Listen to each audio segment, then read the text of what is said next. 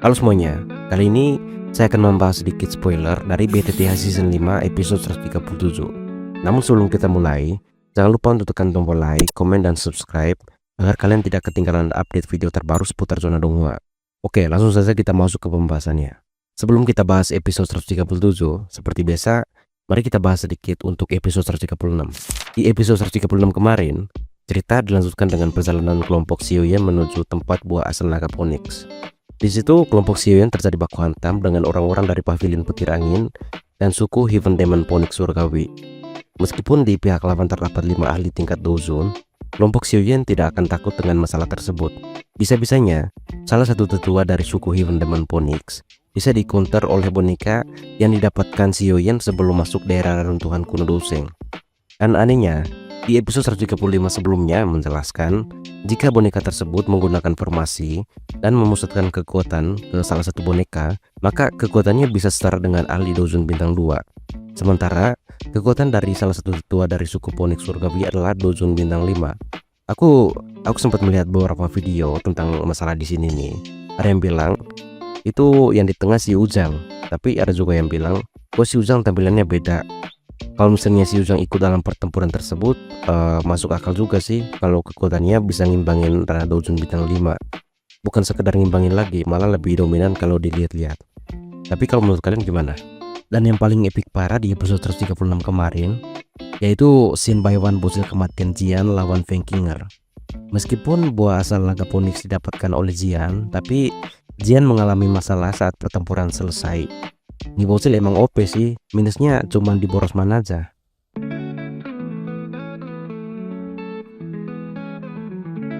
Oke, cerita dilanjutkan. Xiuyan dan kelompoknya langsung menuju Balai Pil, tempat di mana banyak ahli berkumpul untuk mencari harta karun. Aroma obat yang begitu kuat memenuhi ruangan, menarik perhatian semua orang. Namun suasana lantai pertama sangat kacau. Para ahli bertaruh sengit demi mendapatkan pil obat langka yang memiliki kekuatan yang luar biasa. Kalau di novel ceritanya seperti itu ya. Tapi pas di scene episode 136 kemarin, ya itu tidak ada. Bukan BTTH kalau misalnya ceritanya di-cut. Makanya buat lu pada yang udah baca novel, jangan terlalu berpatokan jika versi donghua-nya udah rilis harus sesuai sama versi novelnya. Saat menjelajahi lantai ketiga, Xiuyan dan kelompoknya dikejutkan oleh keberadaan makhluk misterius yang ternyata adalah pil obat hidup. Makhluk ini memiliki energi yang begitu kuat, bahkan lebih dari sekedar pil biasa.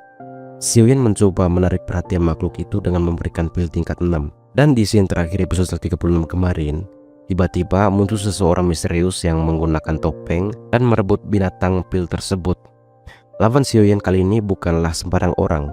Ia adalah seorang wanita bertopeng hitam yang memiliki teknik pengendalian jiwa yang sangat berbahaya. Yang lebih menakutkan, wanita ini bisa mengontrol tubuh orang lain tanpa menghilangkan kesadaran mereka. Teknik ini benar-benar membuat pertarungan semakin sulit. Pertempuran semakin sengit saat wanita bertopeng itu menggunakan teknik perampasan jiwa, sebuah keterampilan iblis yang mampu menekan kekuatan lawan secara ekstrim. Kekuatan Doki hijaunya menciptakan ilusi mematikan, hampir membuat Xiuyan kehilangan kendali. Namun berkat kekuatan jiwa yang luar biasa, Xiuyan berhasil melawan balik dan membalikkan keadaan. Di tengah pertempuran, identitas wanita bertopeng ini akhirnya terungkap. Hal ini mengejutkan kelompok Xiuyan, terutama karena dia mengenali wajahnya. Tepatnya saat Xiuyan melihat sepasang mata hijau dan ketika ia mengeluarkan keterampilan 3 ular giok hijau. Pertarungan ini bukan hanya sekedar perebutan pil, tetapi juga menyimpan konflik dan rahasia masa lalu, tepatnya di kegesaran kiamat. Kalau misalnya kalian nonton BTTH Season 2, kalian pasti tahu lah di sini nih. Xiuyan kemudian menunjukkan pedang hitamnya untuk mengingatkan King Lin tentang masa lalu mereka. King Lin akhirnya mengenali Xiuyan sebagai kenalan lamanya dan mengingat kembali pertemuan mereka dengan tentara bayaran hitam logam. Setelah pertarungan dengan wanita topeng alias King Lin, akhirnya dia menjelaskan jika saat ini ia sedang menghadapi masalah besar, racun mematikan yang mengancam nyawanya. Satu-satunya cara untuk menyelamatkannya adalah dengan mendapatkan darah dari binatang pil yang diyakini bisa menjadi penawar racun tersebut. Dia juga menjelaskan bahwa dirinya baik-baik saja, tetapi teringat saat Xiuyan menyelamatkannya dari tangan Clan Mo. Namun dia menyimpan dendam karena dipaksa menikah dengan anak kepala suku ular. Xiuyan bertanya, mengapa suku ular menyerangmu? Dia menjelaskan bahwa Tujuannya hanya mencari ular kuat untuk memperkuat kekuatannya. Setelah itu, Xiaoyan pun berjanji untuk membantu menyembuhkan racun di dalam tubuh King Lin setelah meninggalkan neruntuhan kuno. Dan saat itu juga Xiaoyan meminta kepada King Lin untuk mengikutinya. Akhirnya kelompok mereka melanjutkan perjalanan ke aula utama yang penuh dengan gulungan teknik dan boneka batu. Xiaoyan terkejut saat melihat di bagian terdalam di aula itu, di mana di situ terdapat sebuah kerangka elit Douseng dan di tangannya sambil memegang gulungan legendaris. Dan hal yang paling merepotkan adalah di mana mereka menghadapi kehadiran berbagai faksi. Walaupun menghadapi banyak musuh, Xiaoyan tetap tenang. Keberadaan King Lin di sisinya juga memberikan sedikit keuntungan dalam pertarungan yang akan datang. Cerita dijelaskan jika di tempat tersebut terdapat 10 bungkusan cahaya dan cuma ada satu keterampilan teknik Dou, dan sisanya adalah gulungan palsu. Berbagai kelompok besar berkumpul, pertarungan besar pun tak dapat dihindari. Dalam pertempuran ini, kekuatan individu saja tidak cukup. Strategi dan kekuatan spiritual menjadi faktor utama dalam pertempuran ini.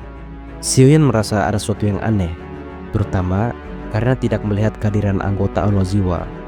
Ketika sedang memikirkan hal tersebut, kemudian suara tawa aneh menggema di ruangan tersebut. Keadaan menjadi tegang saat tawa aneh menggema, menandakan kehadiran musuh dari Aula Jiwa yang dipimpin oleh hantu buntung Jaixing.